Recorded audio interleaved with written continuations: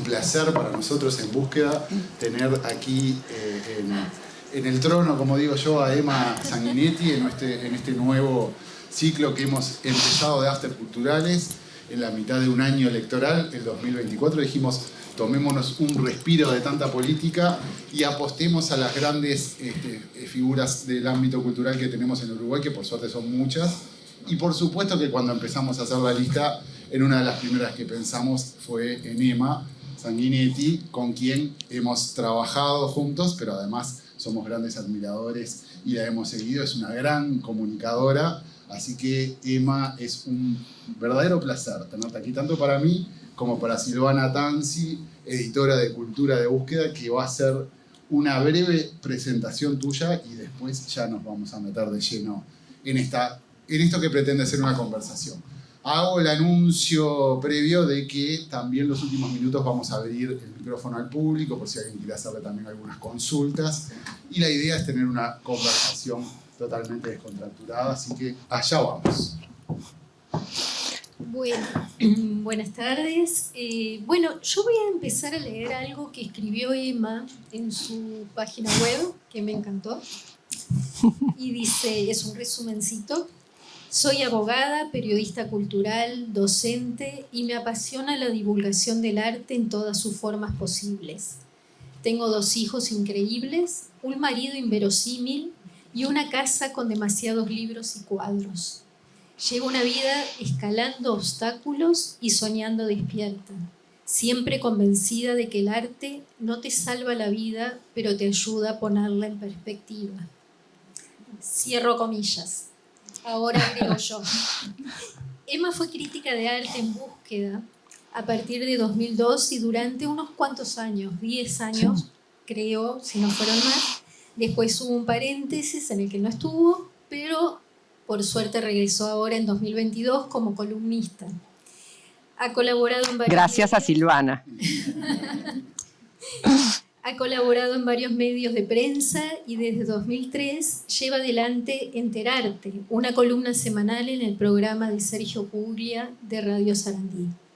Fue también directora de la Fundación Buquebús, donde organizó exposiciones de artistas nacionales e internacionales, y durante 3 años llevó adelante Puerto Contento, un proyecto de introducción a las artes para niños en Uruguay. En 2003 escribió el libro Barradas y con ese título comenzó la primera colección de libros de arte nacional para niños, destinada también a Blanes, Figari, Petrona Viera y Torres García. El año pasado, a 10 años de publicado el último libro, el de Torres García, se reeditó la colección. Paréntesis, se las recomiendo, regalo para los niños. Desde 2005 dicta cursos de divulgación de historia del arte para adultos y sus clases han estado siempre repletas. Doy fe, tengo 2 hijos chicos que son fans tuyos. Gracias.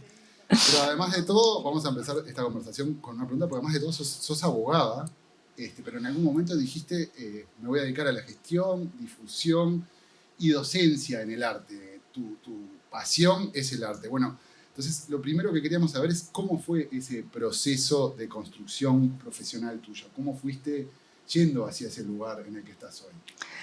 Bueno, antes que nada, feliz con toda esta gente, con tantas caras conocidas. Muchísimas gracias a todos por acompañarnos en esta instancia un poco rara, ¿no? Porque somos amigos, nos conocemos hace tantos años, hemos trabajado juntos y entonces es raro estar en el papel de entrevistada. Pero bueno, lo que me decís, Andrés, sí, precisamente, son como muchas vidas en una vida, ¿no? Yo lo presentaría como una especie de gran viaje de transformación, ¿no? Porque en realidad mi pasión por el arte nació muy temprano, cuando aún todavía era apenas una niña, y luego la fui cultivando a lo largo de mi juventud. Y claro, y después llegó ese momento en el que tenés que elegir la carrera. Eran años complicados, la década del 80. En el Uruguay las universidades, que era la única la que había en aquella época, la de la República, vivía momentos difíciles porque, bueno, Bellas Artes estaba cerrado. Igual yo Bellas Artes no quería hacer porque yo no hago ni un fosforito, nada, no pinto, no dibujo, no nada. Yo lo que quería estudiar era Historia del Arte y bueno, y la única posibilidad era eventualmente en Humanidades, pero la cátedra de Historia del Arte estaba cerrada, pero todo un poco complejo. Y bueno, y fue así entonces que dije, bueno, vayamos por la abogacía. Claramente no soy una abogada vocacional, eso se desprende del relato, pero bueno, pero sí sentí que había que buscar el camino de encauzar esa que era definitivamente mi vocación. Yo tuve la suerte de tener una vocación muy temprana y muy definida, ¿no? Muy clara desde muy chica. Y eran las circunstancias las que no permitían ese estudio. De ese modo, entonces, yo venía haciendo una construcción autodidacta.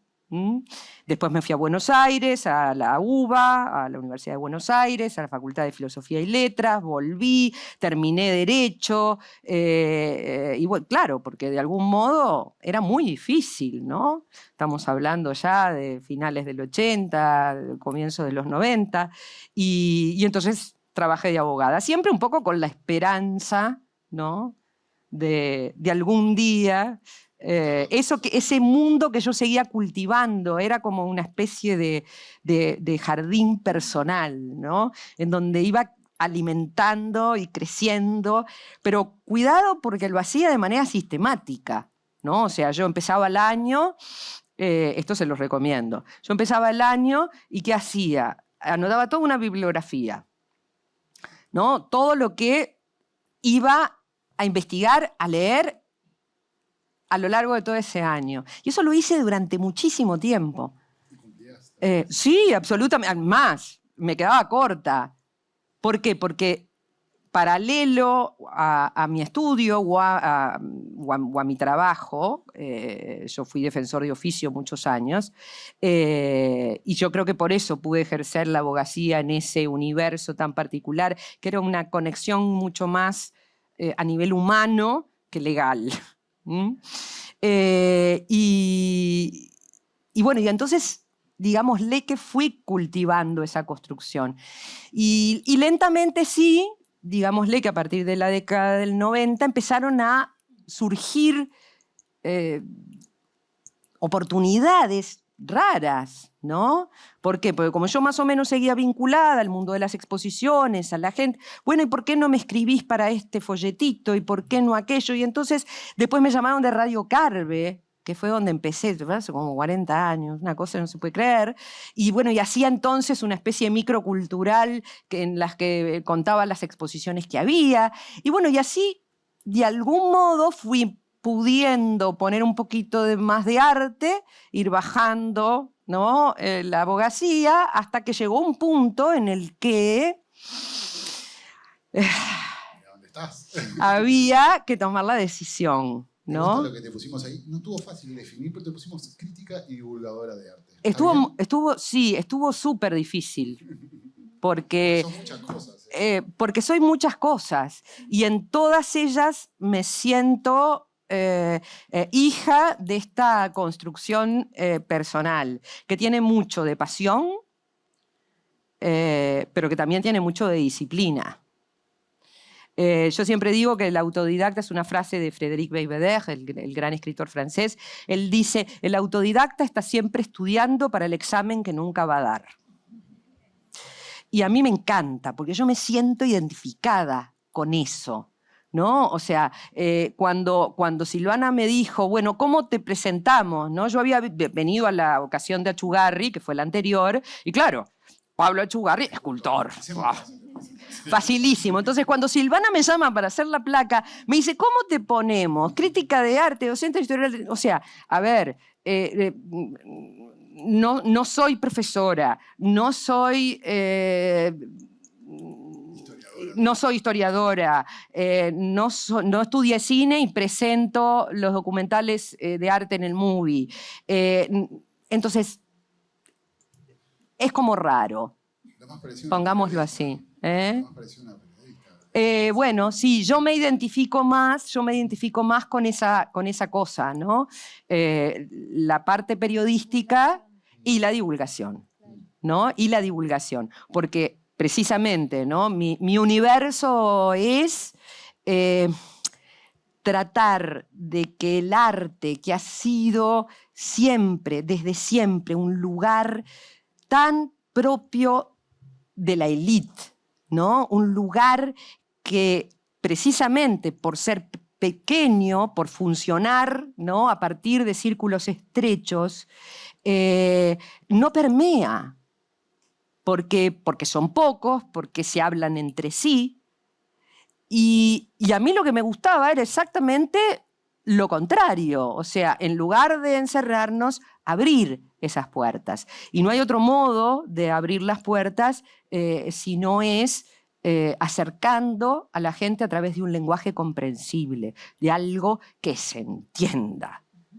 Porque las palabras difíciles quedan preciosas y todo el mundo dice, uy, qué inteligente. Ahora, ¿no entendés nada? Entonces, ¿de qué sirve? Obviamente, eso sirve ¿a dónde? A un determinado aspecto, de repente académico o el que fuere.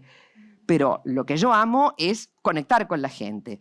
Y para conectar con la gente, obviamente, ¿no? Tenés que generar ese lazo. Y ese lazo solo se consigue a través de la divulgación. Y un poco creo que se engancha con lo que estás diciendo, tus cursos, tus clases, que ya va a ser casi 20 años que las das. El año que viene, 20 años.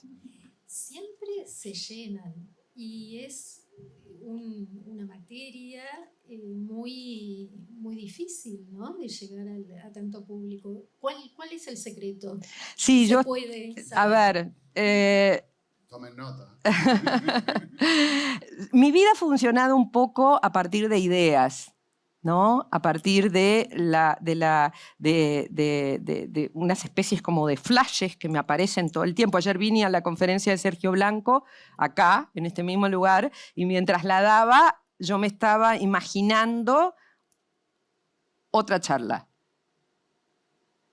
¿Por qué? Porque la curiosidad me genera esa especie de deseo de poner algo en funcionamiento.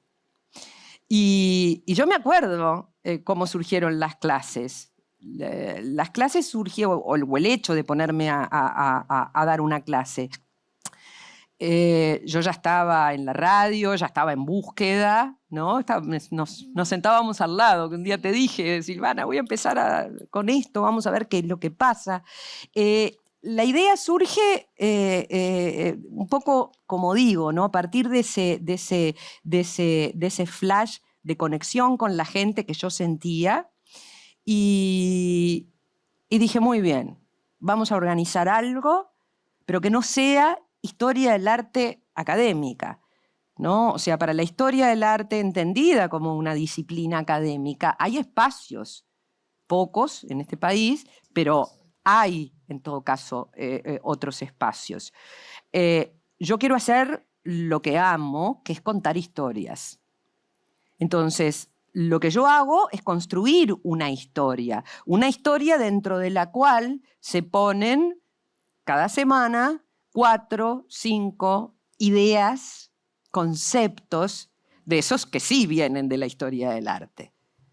Que es un poco lo que hago en la radio, que es un poco también lo que hago ahora en las columnas de búsqueda. Soy una contadora de historias sobre grandes personajes de la historia del arte. Entonces yo creo que ese es el único secreto, ¿no? O sea, no hay otro que la comunicación, no hay otro que conectar con el otro.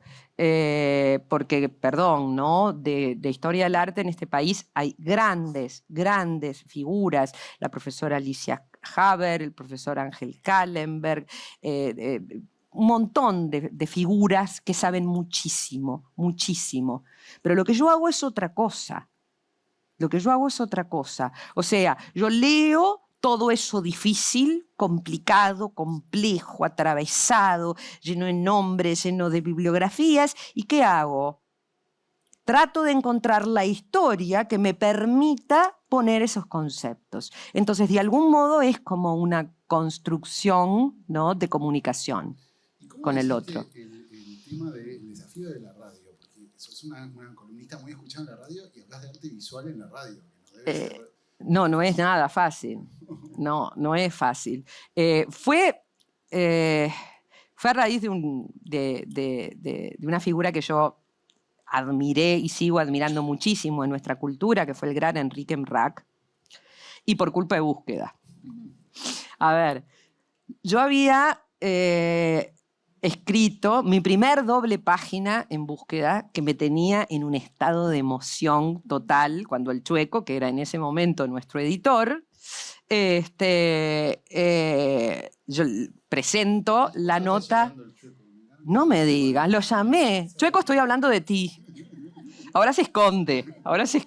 Pero bueno, la cosa es que en las reuniones de los jueves nosotros planteábamos los temas, ¿no? Entonces yo le vendía al Chueco aniversario de la Gioconda. Hay para decir esto. Entonces el Chueco me dice, bueno, dale, doble página. Son disparate. Yo estaba con una emoción, con un susto de aquellos. Escribí mi primera doble página en Búsqueda. Quedó divina la nota, tengo que ser sincera. Y un día me llama por teléfono Enrique Mrac. No quiero hablar contigo. Enrique era La Tarde de Sarandí. Inolvidable. Y gran periodista cultural. Y cuando llego, me dice, bueno, voy a verlo a Sarandí, y tenía Búsqueda abierta en esa doble página de la Gioconda. Y me dice, yo quiero que hagas esto en la radio. Entonces lo miré a Enrique y le dije, no es posible, no es posible. La comunicación tiene diversos lenguajes, ¿no? Está el lenguaje escrito, está el lenguaje hablado, está el lenguaje visual. Y son todos universos distintos. Entonces, trasladar el mundo visual a las palabras es relativamente sencillo. Relativamente. No es fácil, pero es relativamente sencillo. Ahora, desde la oralidad es muy difícil, porque tú tenés que conseguir que esa persona pueda visualizar mentalmente, no ópticamente, la descripción de una imagen. Que en las palabras es más fácil. ¿Por qué? Porque en las palabras, cuando tú las lees, es un acto íntimo. Leer es un acto de intimidad. Es como si tú estuvieras manteniendo una conversación íntima con el escritor. El escritor te habla a ti. Y entonces, cerebralmente funciona. Esto está estudiado por la neurología. Se puede perfectamente construir una imagen mientras estás leyendo. Pero mientras se está hablando, es muy difícil. Y yo le dije que no a Enrique, que no se podía. Y él me dijo, no. Me dijo, vos vas a poder, porque yo te voy a ayudar. Y así arrancó esa aventura que lleva más de 20 y pico de años. Lamentablemente Enrique falleció, pero bueno, después seguí con Sergio y pude. Y cada semana llevo como más de 900 y pico de columnas. Todas las semanas es un desafío, ¿no? Pensar qué historia voy a contar en la radio, ¿no? Es mi desafío de todos los lunes. Todos los lunes de mañana me levanto pensando de qué pintor voy a hablar, de qué cuadro voy a hablar. Hay una parte de tu trabajo que desarrollaste durante mucho tiempo, que es la crítica de arte. Hay una idea generalizada de que la crítica ha muerto en general, ¿no? No solo en artes visuales, sino en cine, en literatura. ¿Qué opinas al respecto? ¿Te parece que cambió, que es necesario que cambie la crítica como se concebía antes? La crítica está en crisis hace ya mucho tiempo, en todos los ámbitos, creo yo, incluido en el cine. Y acá creo yo que hay que distinguir, ¿no? Porque una cosa es la crítica y otra cosa es la reseña. En el mundo de la literatura se diferencian muy claramente, vos lo sabés bien que venís de ese mundo, Silvana. La reseña es esa descripción de lo que vas a leer, ¿no? La crítica es un análisis. Entonces, son universos completamente distintos. Que en el caso de las artes visuales, creo yo, que han entrado en crisis precisamente por la dificultad de análisis que sobre todo el arte desde la segunda mitad del siglo XX en adelante le plantea a aquel que va a escribir. Por supuesto que ha habido grandes críticos, pero lamentablemente hay cada vez menos. Yo en particular incluso no me siento una crítica más allá del título, porque el crítico en el sentido estricto, ¿no?, de ese universo literario, que es un género además específico, que nace en el caso de las artes visuales en el siglo XIX, de la mano espontánea de Charles Baudelaire, nada menos, ¿no? Porque es Charles Baudelaire, el gran poeta y escritor francés, el que un día, yendo a los salones, a los famosos salones, ¿no?, de París, empieza a publicar pequeñas reseñas que luego se van convirtiendo efectivamente en crítica, ¿no? Por ejemplo, Baudelaire tiene en el Salón del 48, de 1848, tiene una crítica que para mí es la cosa más imponente que se ha escrito. ¿Qué hizo? Puso el nombre del artista, 3 puntos suspensivos. Nada más. Bueno, pero está todo dicho. Eso hoy se puede Eso hacer. Es crítica. Eso es crítica. Porque estaba expresando, en este caso, a través, ¿no?, de la puntuación, ¿no?, una opinión. ¿Estaban bien puestos esos 3 puntos suspensivos? Sí, estaban. Son esos artistas que se los llevó el viento, que son muchos más, y eso pasa un poco también con el arte contemporáneo, o va a pasar con el arte contemporáneo. Porque si hay algo que hay que entender, creo yo, es que toda época tiene un 90% de fuegos artificiales, de fuegos de artificio, cosas muy impactantes, muy choqueantes, pero que se quedan en la superficie. Entonces, el fuego artificial es muy bello, pero dura muy poco. ¿Pero todas las épocas son iguales? Ah, sí. Lo que pasa es que lo que vos recibís es que son los grandes nombres, que son los que han conseguido sobrevivir. ¿Por qué? Porque no eran fuegos artificiales, porque había una sustancia por debajo. Esa sustancia es lo que les ha permitido proyectarse en el tiempo, y bueno, y son los grandes clásicos. Pero si, por ejemplo, yo te nombro, a ver, mirá, te voy a poner un ejemplo. Vos decís la primera exposición impresionista. Se presentaron 22 pintores, de los cuales solo 7 hoy conocemos los nombres. Yo te digo, los 20 y pico restantes no tenés ni la más mínima idea. Y estuvieron en la primera exposición impresionista, es un hito, ¿no?, del nacimiento de la pintura moderna. Entonces, pasa un poco eso. La dificultad, ¿no?, la dificultad del crítico es la de enfrentar una obra que aún todavía no ha sido sometida a ese tamiz. Y entonces es muy difícil, es muy difícil. Yo, por ejemplo, no quisiera estar, yo siempre pienso en todo lo que le dijeron a los impresionistas, que todos más o menos sabemos que les dijeron de todo. Y yo cuando leo las críticas que le hicieron a los impresionistas. Digo, ¿y nosotros no estaremos haciendo lo mismo? ¿No? Cuando de repente, ¿no?, vemos esas obras contemporáneas y no entendemos nada. Porque nos pasa.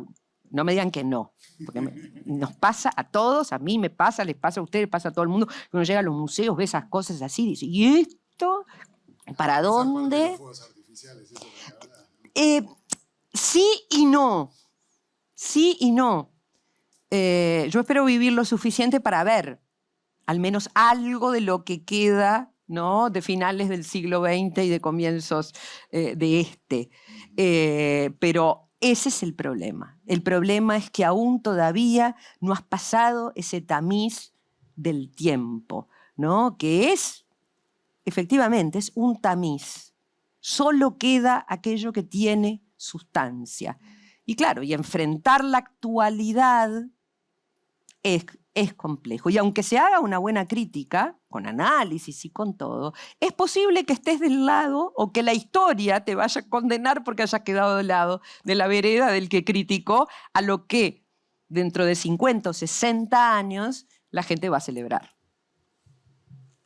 Un poco voy a enganchar con esto que estás diciendo. Creo que los nuevos lenguajes en el arte contemporáneo han traído la pregunta de qué es el arte, ¿no? En el sentido de ese desconcierto que crea una instalación, un videoarte o bueno, distintas formas que creo que a todos nos ha pasado últimamente o desde hace unos años al entrar a un museo.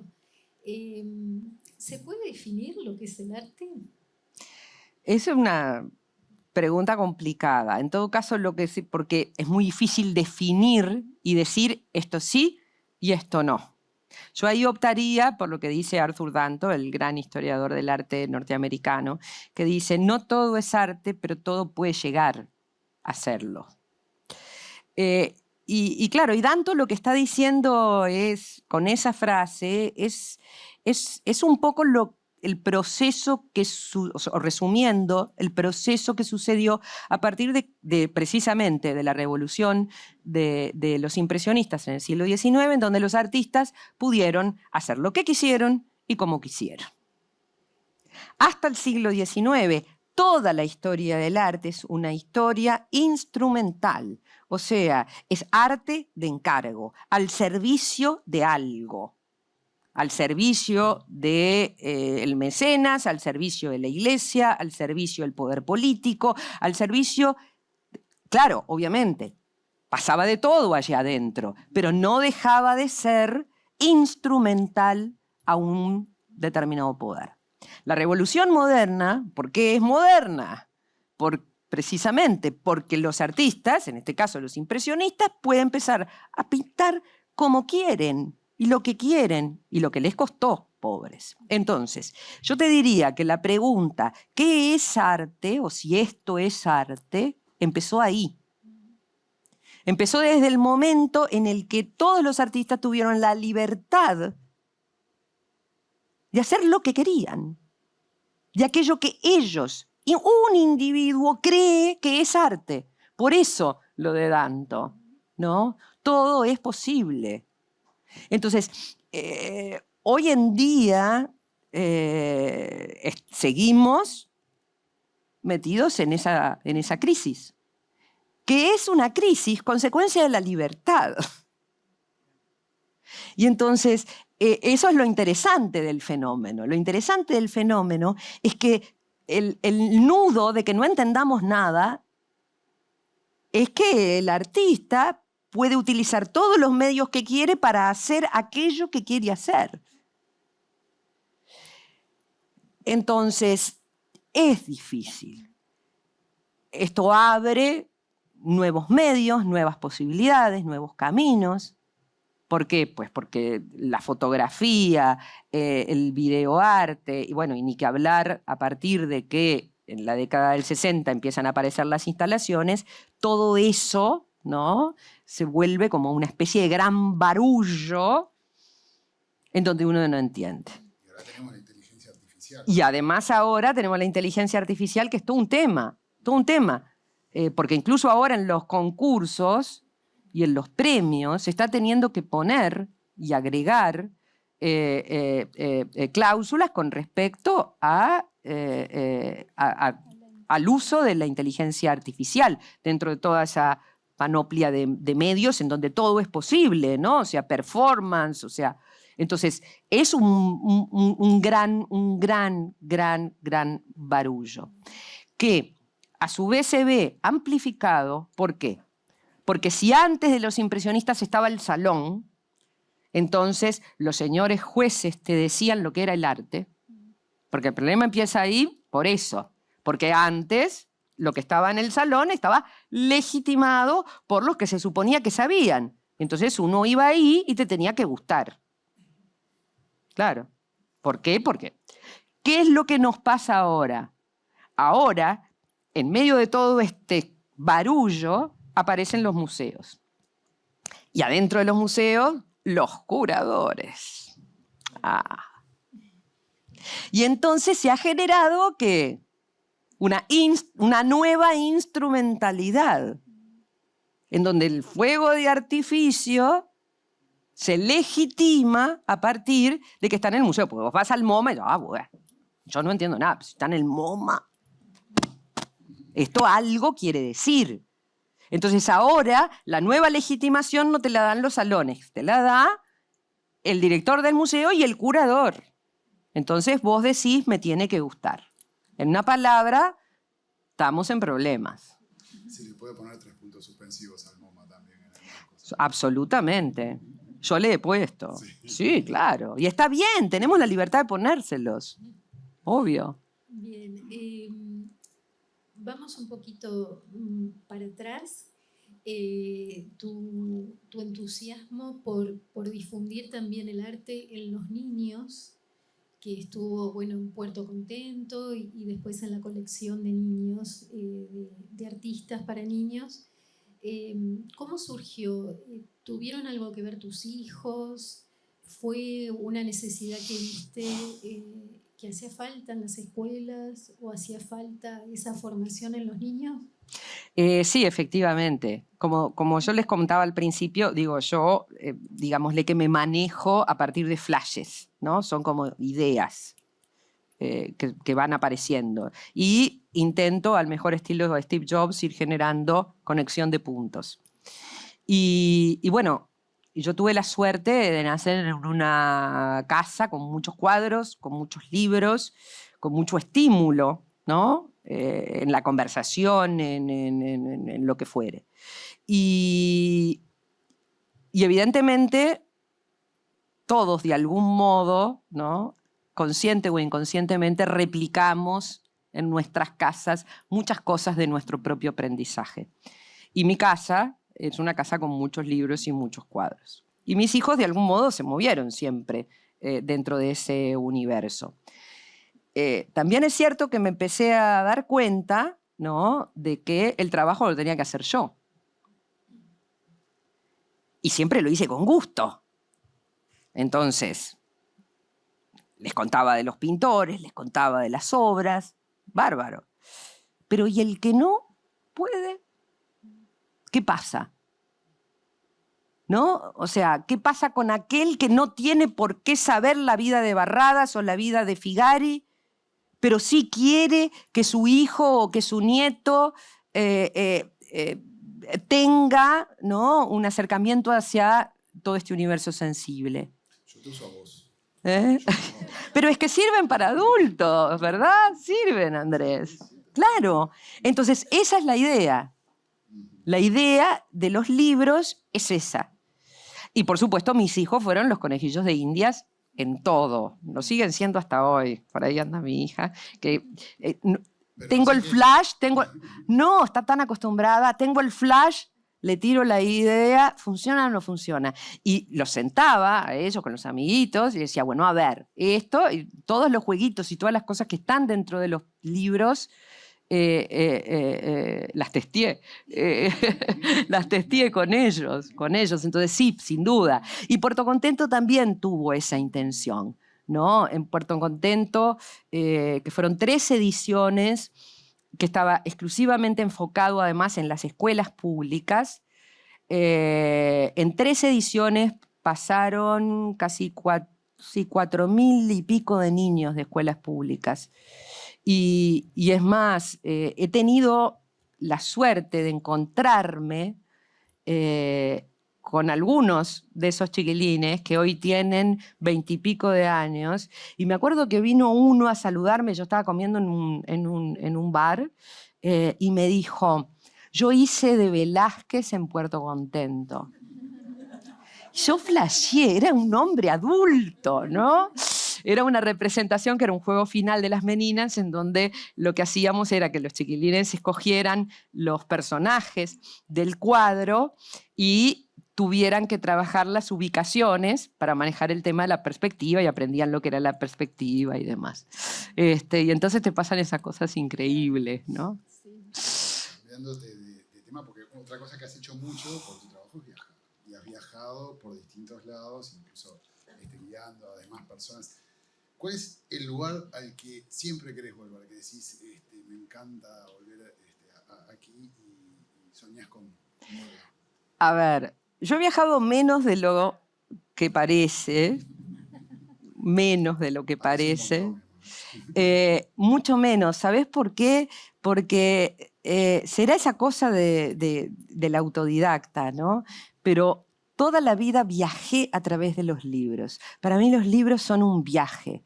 Yo me acuerdo que cuando llegué por primera vez a París, yo sabía las calles. Sabía que tenía que caminar 4 cuadras para acá y doblar 3 para acá. Entonces, y no había ido nunca, ¿no? Obviamente la experiencia de estar es otra cosa, ¿no? Italia. Mi lugar en el mundo es Florencia, pero en general Italia, ¿no?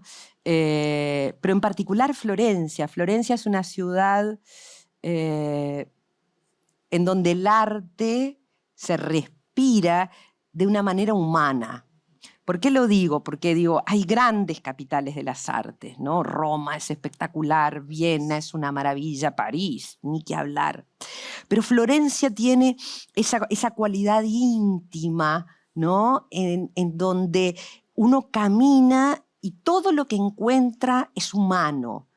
No tiene esa monumentalidad desbordante, esa cosa, ¿no? Luis XIV.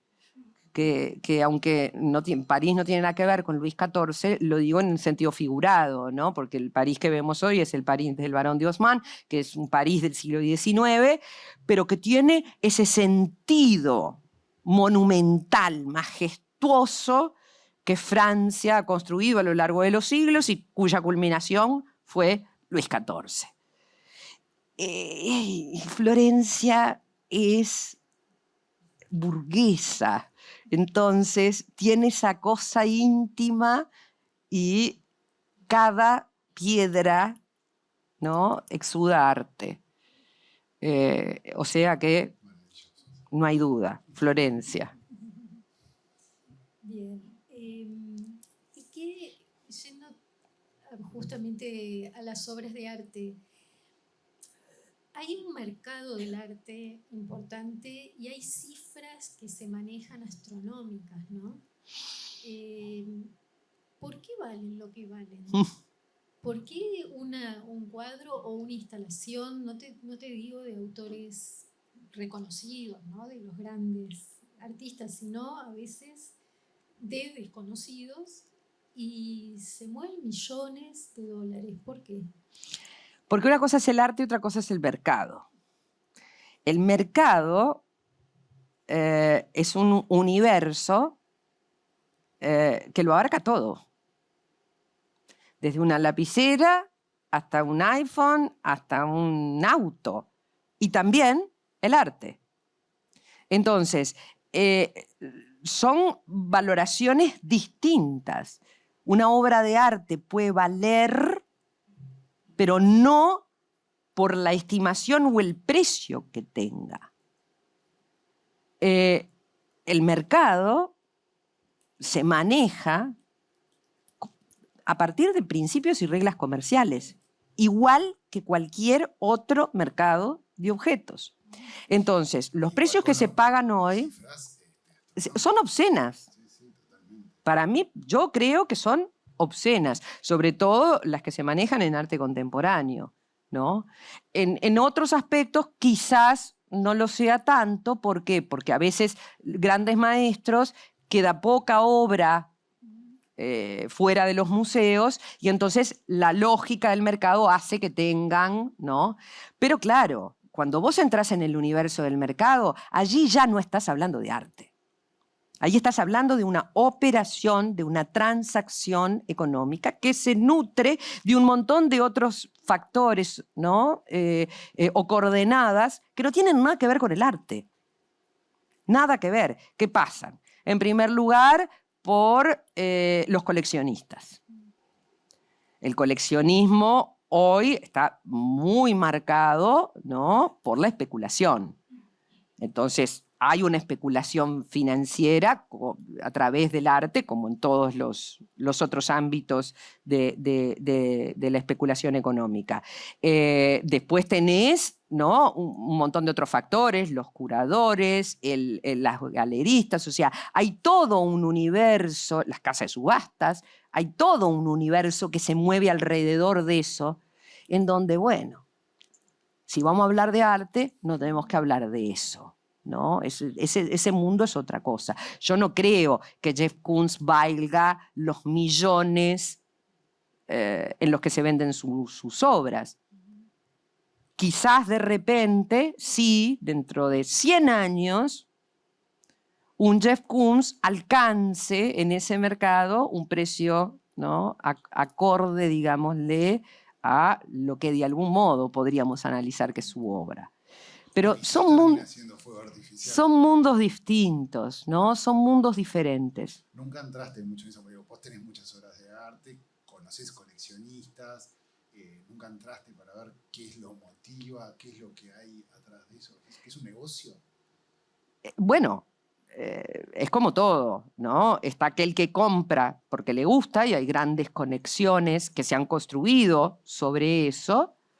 Hay otras grandes colecciones que se forman, ¿no? Es el caso de Costantini, ¿no? A partir de una inclinación de gustos, pero que luego van tomando una fuerza analítica. ¿Por qué? Pues porque no compra en función de lo que le gusta, ¿no? Sino que compra de manera ordenada, estratégica, yo te diría hasta casi quirúrgica, ¿no? Porque Costantini persigue un cuadro, lo puede esperar 5 años, lo puede esperar 10 años, hasta que salga y hasta que pueda. Entonces, tenés el abanico del coleccionismo es muy grande, y después tenés el coleccionismo exclusivamente de inversión, y después tenés otros coleccionismos que tienen más tintes políticos, ¿no? Como es el caso del coleccionismo en el mundo árabe, ¿no?, que hoy está en pleno.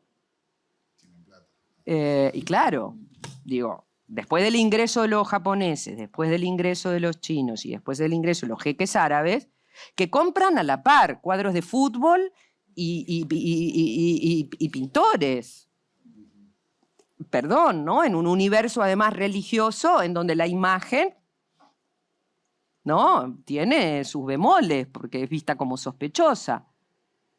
Entonces, hay ahí, ¿no? Y cuando vos ves que en toda la zona, ¿no?, aparece el Guggenheim, que se instala, ¿no? Entonces ves el Louvre, que vende la marca, ¿no? Y entonces aparece Qatar y aparece todo. Hablamos de arte. Esto es hablar de otro mundo, ¿no? En el que obviamente el arte participa, pero participa desde este lugar. Y hay muchísimos agentes que hacen que eso funcione, ¿no? Hay un libro muy lindo, que ya aprovecho y recomiendo, que se llama El subastador, de Simon de Pury, que fue un gran rematador suizo de origen, pero bueno, generalmente se movió en Europa y en Estados Unidos, que fue, por ejemplo, uno de los grandes curadores que ayudó a el barón Thyssen a conformar parte de la colección, sobre todo, de arte del siglo XX que tiene el Thyssen-Bornemisza hoy. Y bueno, y en ese libro él va contando un poco cómo se producen todas estas especulaciones, incluso cómo se juntan los propios artistas y arman bolsas de dinero para pujar, elevar el precio y demás, ¿no? Y te cuenta cómo se conforman las 3 primeras filas de esas subastas, de esas, ¿no? Es una maravilla, ¿no? Una maravilla de ver de lejos, ¿no? Gracias. No, yo paso. A mí déjame caminando por Florencia. ¿Y podrías decir cuál obra o de pronto cuáles te han emocionado realmente? Yo lloro en todos lados. Las chicas, acá hay varias que han viajado conmigo y saben que yo me pongo a llorar. Lloro. No tengo ningún problema ni ningún reparo. Lloro. Porque llorar es una emoción maravillosa, es la expresión de que algo te conmueve, y el verse conmovido nos hace más frágiles, más sensibles. A mí me gusta ese costado de fragilidad, me siento cómoda en ese costado de fragilidad y dejo que la obra me lleve, ¿no? Y he pasado momentos sublimes. Bueno, ni que hablar con Michelangelo, ¿no? O sea que en Florencia lloraste un montón. En Florencia, en cada esquina. En cada esquina, en cada esquina, en cada esquina. Absolutamente. Pero, por ejemplo, justo ayer estaba recordando con mi marido en la Alte Pinakothek de Múnich,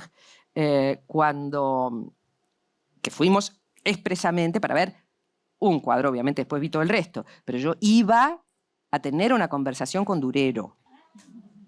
O sea, yo fui a eso, sí, con el autorretrato de Cristo. Con este.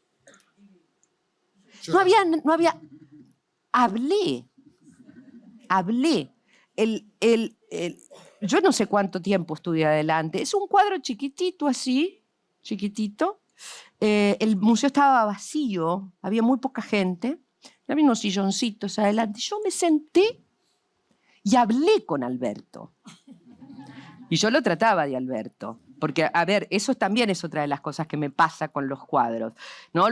Hay varios que han asistido a mis cursos y saben que a veces cuando estoy hablando de una pintura, entablo una conexión que va más allá, ¿no? de cualquier análisis. ¿Por qué? Porque efectivamente le empiezo a preguntar cosas, ¿no? A mí me guía siempre la curiosidad, y la curiosidad es la que me genera efectivamente ese flash. Y ya te digo, yo conversé con Albrecht, y estuvimos horas hablando. Tienes que escribir ese diálogo. Sí, bueno, ahora, por ejemplo, me fui en verano de acá a Madrid, que me quedé 15 días, 14, solo en Madrid. Y uno dice, bueno, hay 15, 14 días en Madrid, a ver, ¿no? Pero es otra experiencia, se los recomiendo, es otra experiencia. El primer día que fui al Museo del Prado, entré a las 10:30 de la mañana y salí cuando cerró. Pero yo sé que eso no es para todo el mundo, pero de algún modo es la forma en la que conecto. Entonces conecto así, me siento y a mí los tipos me hablan. ¿Qué le voy a hacer?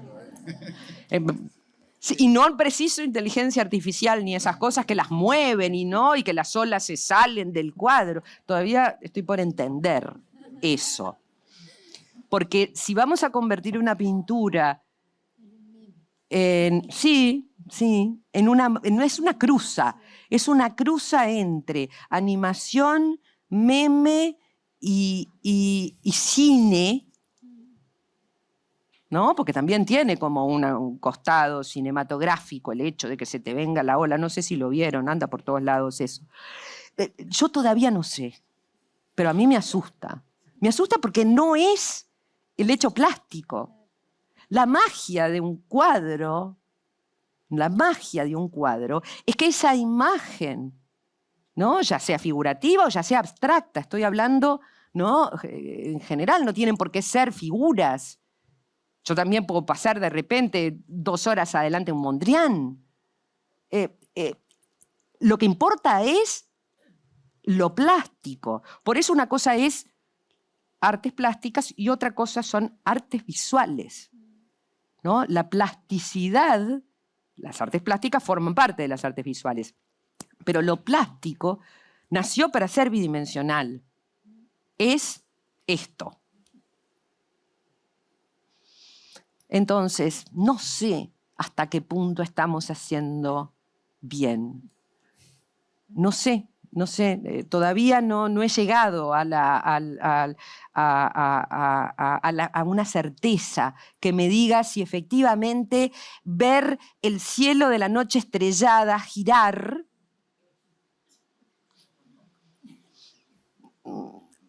a ver, a mí me gira porque me lleva la emoción de Van Gogh, pero no preciso verlo girando. O sea, si entiendo lo que estoy viendo, si mis ojos son capaces, ¿no?, de penetrar la obra, no preciso que se mueva. Quiero hacer, porque queremos abrir también en los últimos minutos al público por si alguien quiere hacer alguna consulta, pero tenés mucha hora en tu casa también. ¿Con cuál de ellas conversás más? Tengo obra que, bueno, yo durante mucho tiempo le pedí a mi papá de regalo de cumpleaños un cuadro, con lo cual estoy casi por llegar a los 60, los 59, o sea que tengo unos cuantos. No, y después también tengo de artistas a los que les he escrito, o lo que fuere, y bueno, te diría que es un dibujito así que tengo hace relativamente poco. Fue precisamente el cumpleaños 56, 57, o sea que hace relativamente poco, que es un dibujo de Barradas. Son 4 líneas, 4. Pa. Es una cosa que lo miro y no puedo creer la capacidad de síntesis. Me abruma. Barradas es un pintor, además, que a mí me provoca muchísima emoción, ¿no? Porque es pintor de pintura a pintura, ¿no? Entonces, ¿Y algunos de los contemporáneos uruguayos te provocan eso? Yo con el arte contemporáneo tengo como una relación compleja, ambigua. Yo llego al barroco, al siglo XVIII, el romanticismo. Llego hasta el siglo XIX. Sí, obviamente, ¿no? Me encanta, hay un montón de artistas del siglo XX que me encantan y también hay contemporáneos que me provocan, pero no es lo mío. Me cuesta mucho. Sí creo que hay fabulosos artistas. Bueno, sin ir más lejos, que estuvo sentado acá, ¿no? Achugarri es un genio. Hay grandes artistas. Una de pero las obras que me dio, la obra que vendió más, 1 millón de euros. Vale 1 millón de euros una escultura de Achugarri. Lo que pasa es que yo no me muevo en ese mercado. Yo no soy galerista, no soy rematador, por lo tanto no taso. No hago autenticación, no hago nada que tenga que ver con el mundo comercial. Entonces, a mí si me decís, me parece fabuloso que Pablo haya conseguido llegar como ningún otro uruguayo ha llegado en el universo del mercado del arte. Y yo creo que además es ideal que haya llegado Pablo, porque es uno de los artistas más generosos que conozco, algo que no abunda en el mundo del arte, la generosidad.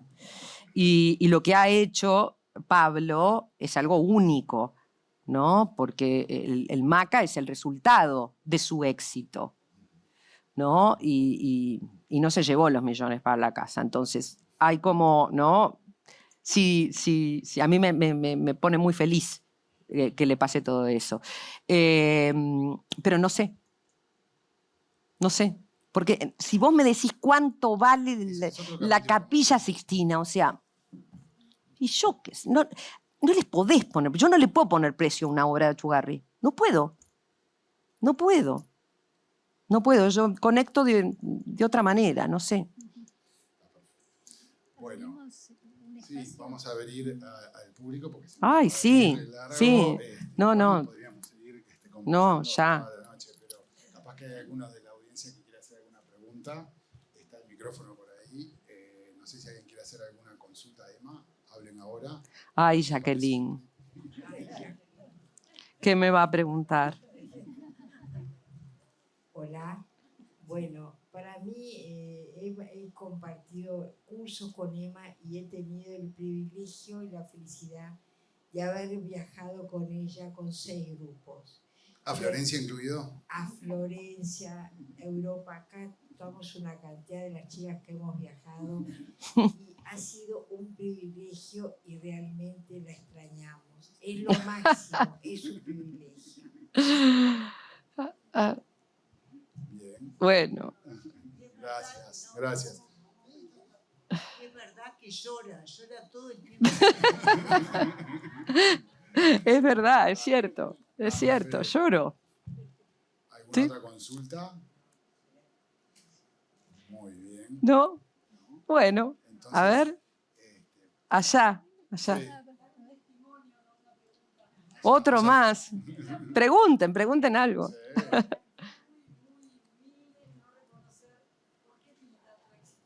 Sí. Y en sus viajes, que tuve el placer de hacerlos, es una persona que no solamente tiene una gracia y un poder de comunicar, que te enamora, porque estamos todas enamoradas de Emma, todas, y lo que sabe y cómo lo transmite, y esas palabras que usa, esa pasión que pone, que realmente son inigualables. Por eso está yendo a la clase de Emma, no es un tema de modas o lo que fuera, somos militantes. Emma nos chifla y estamos a los 10 minutos esperando cuál es la orden. Gracias. No, estoy conmovida, gracias. No, de verdad. No me voy a poner a llorar. Y se ve que hablamos de un montón de cosas. Por supuesto que otra cantidad quedan en el tintero, porque podríamos seguir hablando muchísimo rato. Nosotros también disfrutamos mucho a Emma de compañera de trabajo. Por allá anda Eduardo Alvariza, ex editor de Emma, y Silvana Tanzi, que fueron los jefes de Emma, la sigue disfrutando hasta el día de hoy. Yo como lector y como editor también. Así que varias de estas charlas también las hemos tenido, pero ha sido un placer tenerla acá arriba del escenario. Gracias. Creo que era algo que nos debíamos. No, yo le agradezco también a Búsqueda, me siento un poquito rara, porque formo parte, estoy adentro, pero a su vez así como desdoblada. No, y ya que está el chueco, Eduardo Alvariza por ahí, no puedo dejar de hacer una mención. Búsqueda es un lugar mágico, fue siempre un lugar mágico. Desde el primer día en el que crucé ese umbral, sentí ese chisporroteo, ¿no? que se vivía allí, y fueron años fabulosos, ¿no? El equipo de cultura de Búsqueda fue, y ahora al mando de Silvana, son un pilar, ¿no? dentro de nuestra cultura, y por eso está buenísimo que Búsqueda, que siempre ha estado identificada con la política y con la economía, haya organizado estos afters de Búsqueda. Muchas gracias. No, gracias a ustedes y a ustedes. Gracias. Muchas gracias. Muchas gracias. Gracias. Gracias a todos. Gracias.